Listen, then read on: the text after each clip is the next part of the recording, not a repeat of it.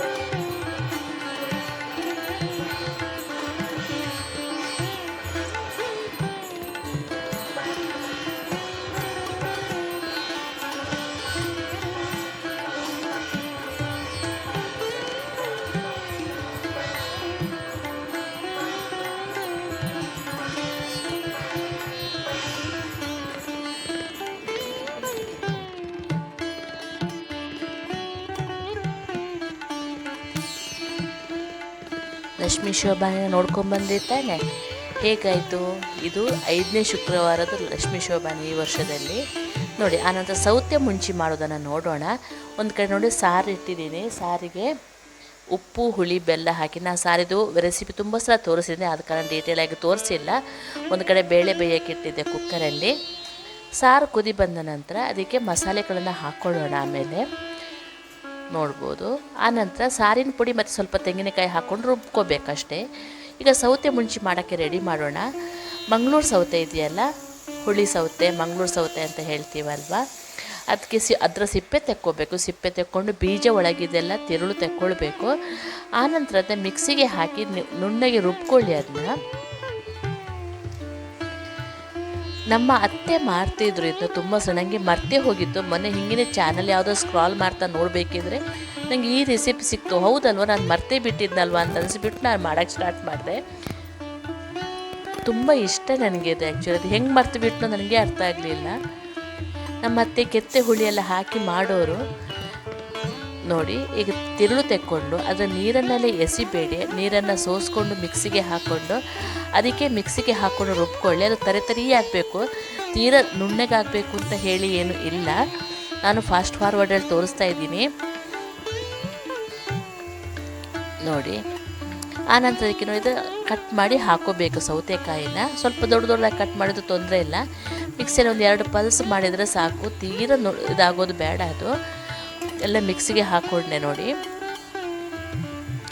ಹೆಲ್ತಿಗೆ ತುಂಬ ಒಳ್ಳೆಯದು. ಬಾಣಂತಿಗೆಲ್ಲ ನಮಗೆ ಇದು ಮಾಡಿಕೊಡ್ತಾ ಇದ್ರು. ಆ್ಯಕ್ಚುಲಿ ಬಾಣಂತಿಗೆ ಮಾಡಿದಾಗ ನಾವು ಕಾಯಿ ಮೆಣಸು ಹಾಕ್ತಾ ಇರಲಿಲ್ಲ.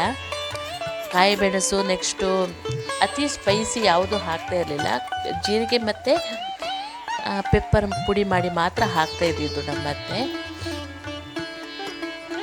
ಹೆಲ್ತಿಗೆ ತುಂಬ ಒಳ್ಳೆಯದು ಅಂತ ಹೇಳ್ತಾರೆ. ತುಂಬ ಸಾತ್ವಿಕವಾದ ಆಹಾರ, ಅನ್ನ ಜೊತೆ ತುಂಬ ಚೆನ್ನಾಗಾಗುತ್ತೆ ಇದು. ಇದಕ್ಕೆ ಸ್ವಲ್ಪ ಇಂಗು ಮತ್ತು ಕಾಯಿ ಮೆಣಸು ಹಾಕಿದರೆ ತುಂಬ ಚೆಂದಾಗುತ್ತೆ. ನಾರ್ಮಲಾಗಿ ನಾವು ಊಟ ಮಾಡುವಾಗ ಸ್ವಲ್ಪ ನೀರು ಹಾಕ್ಕೊಳ್ಳಿ, ಜಾಸ್ತಿ ಎದುರು ನೀರು ಹಾಕ್ಕೋಬೇಡಿ. ಇದಕ್ಕೆ ಅದು ಸೆಮಿ ಲಿಕ್ವಿಡ್ ಕನ್ಸಿಸ್ಟೆನ್ಸಿಯಲ್ಲೇ ಇರಬೇಕು.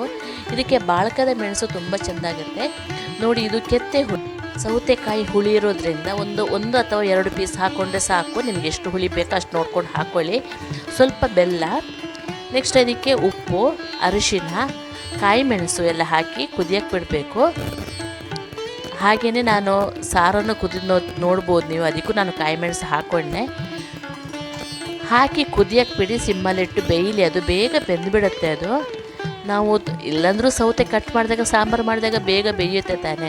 ಇನ್ನು ಮಿಕ್ಸಿಗೆ ಹಾಕಿ ಅದನ್ನ ಗ್ರೈಂಡ್ ಮಾಡಿ ಹಾಕಿದರೆ ಮತ್ತು ಬೇಗ ಬೇಯುತ್ತೆ ಅದು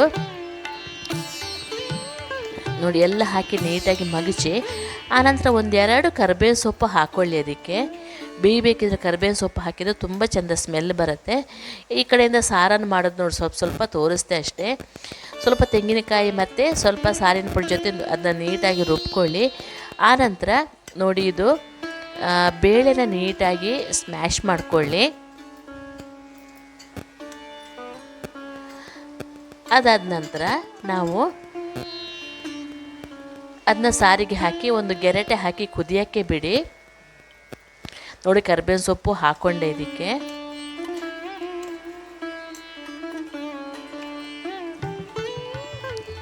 ಈ ಕಡೆಯಿಂದ ಅನ್ನ ಬೇಯಬೇಕಿದ್ರೆ ಒಂದು ಕಡೆಯಿಂದ ಅಡುಗೆ ಆಗಿಬಿಡುತ್ತೆ. ಆನಂತರ ನೋಡಿ, ಇದು ಕಾಳು ಮೆಣಸು ಮತ್ತು ಜೀರಿಗೆ 1 ಚಮಚ, ಅದು 1 ಚಮಚ ಇದು ಖಾರಕ್ಕೆ ಬೇಕಲ್ಲ, ಅದಕ್ಕೆ ಹಾಕ್ಕೊಂಡು ನಾನು ಒಂದು ಫ್ರೈ ಮಾಡಿ ಅದನ್ನ ಕುಟ್ಟಣಿಗೆಯಲ್ಲಿ ಕುಟ್ಟಿ ಹಾಕ್ಕೊಂಡೆ. ತೀರಾ ಸಣ್ಣಾಗಬೇಕು ಅಂತೇಳಿಲ್ಲ, ಸ್ವಲ್ಪ ಖಾರ ಬಿಟ್ಕೊಂಡು ಪರಿಮಳ ಬಂದರೆ ಸಾಕು. ಅದನ್ನ ಆಮೇಲೆ ಕುಟ್ಟಣಿಗೆಯಲ್ಲಿ ಕುಟ್ಟಿ ನಾನು ಹಾಕ್ಕೊಂಡೆ. ಆ್ಯಕ್ಚುಲಿ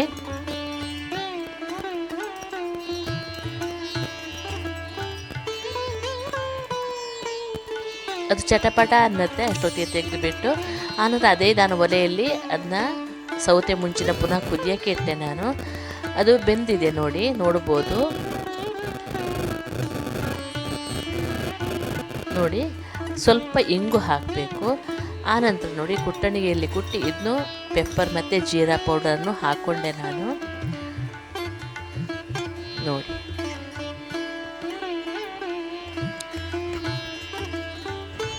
ಕೊಬ್ಬರಿ ಎಣ್ಣೆ ಹಾಕ್ಕೊಂಡಾಗಲಿ ತುಪ್ಪ ಹಾಕ್ಕೊಂಡಾಗಲಿ ತಿನ್ನೋಕ್ಕೆ ತುಂಬ ಚೆನ್ನಾಗಾಗುತ್ತೆ. ಒಂದ್ಸಲ ಮಾಡಿ ನೋಡಿ ಫ್ರೆಂಡ್ಸ್. ತುಂಬ ಹಳೆ ಕಾಲದ ನಮ್ಮ ಅತ್ತೆ ಮಾಡ್ತಿದ್ದಾರೆ. ಇದು ನನಗೆ ಹೇಗೆ ಮರ್ತೋಗಿದೆ ಅಂತಲೇ ಗೊತ್ತಾಗಲಿಲ್ಲ. ಇವತ್ತು ಮಿಸ್ ಮಾಡಿಕೊಂಡೆ ಅಂತ ಅನಿಸಿ ಸರಿಯಾಗಿ ಊಟ ಮಾಡಿದ್ವಿ ನಾವು ನೋಡಿ. ಆನಂತರ ಅದಕ್ಕೆ ಸ್ವಲ್ಪ ತುಪ್ಪ ಮತ್ತು ಎಣ್ಣೆ ಹಾಕ್ಕೊಂಡು ಎರಡಕ್ಕೂ ಒಗ್ಗರಣೆ ಕೊಡೋ. ಸಾಸಿವೆ ಮತ್ತು ಜೀರಿಗೆ ಹಾಕಿ ಸಾರಿಗೆ ಮತ್ತು ಸೌತೆ ಮುಂಚಿಗೆ. ಆ ಮುಂಚಿ ಅಂತ ಅನ್ನೋದೇ ನಾವು ಪೆಪ್ಪರಿಗೆ. ಆ್ಯಕ್ಚುಲಿ ನಮ್ಮ ಕಡೆ ಎಲ್ಲ ಮುಂಚೆ ಈ ಮಾಮೂಲು ಗ್ರೀನ್ ಚಿಲ್ಲೀಸ್ ಅಥವಾ ಕೆಂಪು ಮೆಣಸೆಲ್ಲ ಬರ್ತಿತ್ತಲ್ಲ, ಅದನ್ನ ಜಾಸ್ತಿ ಯೂಸ್ ಮಾಡ್ತಾ ಇರಲಿಲ್ಲ ಅಂತೆ. ಮೆಣಸು ಅಂದರೆ ನಮ್ಮ ದೇಶದದು ಪೆಪ್ಪರೇ, ಅದು ಕಾಳು ಮೆಣಸನ್ನೇ ಬಳಸ್ತಾ ಇದ್ದಿದ್ದು.